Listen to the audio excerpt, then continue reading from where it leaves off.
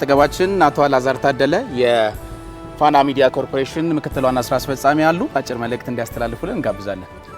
አመሰግናለሁ። ዛሬ ሁሉም አሸናፊ በሆነበት ቀን ተገኝቼ ነው ይሄን ንግግር ማድረገው። በጣም ልዩ የሆነ የ21ኛው ምዕራፍ ነበር። 12 ሳምንት ተጉዘን 12 ሙዚቃ በ13ኛው ሳምንት ቀርቦ 12ቱም እጅግ ምርጥ ነበር። ይሄ ደግሞ ፋና ላምሮት ስለሆነ የሁላችሁም ጥረት ስላለበት ነው። ከልብ እናመሰግናለን።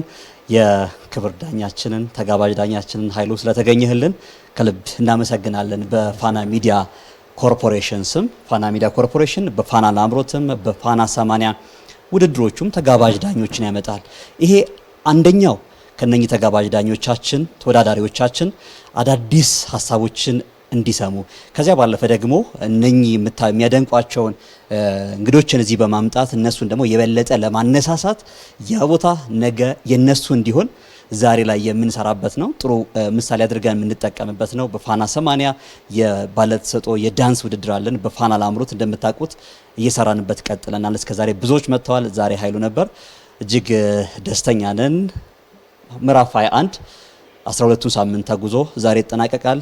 በጣም ባማረ ሁኔታ ነበር የዘለቀው። ለዚህ ስኬት አስተዋጽኦ ያበረከቱትን ሁሉ አመሰግናለሁ።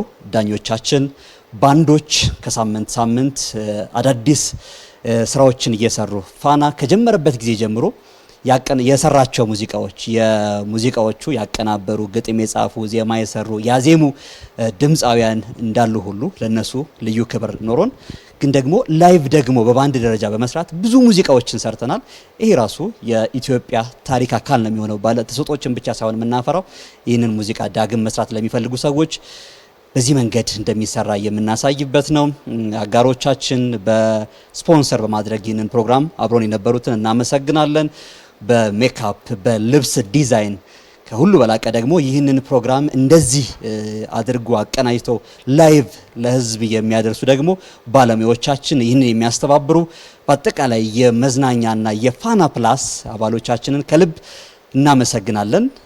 ይህ ውድድር በቀጣይ ከሰኞ ጀምሮ ደግሞ ምዝገባው ይጠናቀቃል። ሰኞ የምዕራፍ 22 ተወዳደሩ፣ ተመዝገቡ፣ ተሳተፉ። ልክ እንደዚህ በክብር ትቆማላችሁ። ዛሬ ፋናን ምርጫውን ያደረገ ሁሉ ቤት ውስጥ ያለ እዚህ የሚገኝ በቴሌቪዥን በሁለቱም ቴሌቪዥን አማራጮቻችን ፋና ቴሌቪዥን፣ ሁለተኛው ደግሞ ፋና ፕላስ በጥምር ነበር ይህ ውድድር ሲተላለፍ የነበረው። ሁሉም እንዳተረፈበት ከልብ እርግጠኛ ነን። ፋና ላምሮትን ተከታተሉ።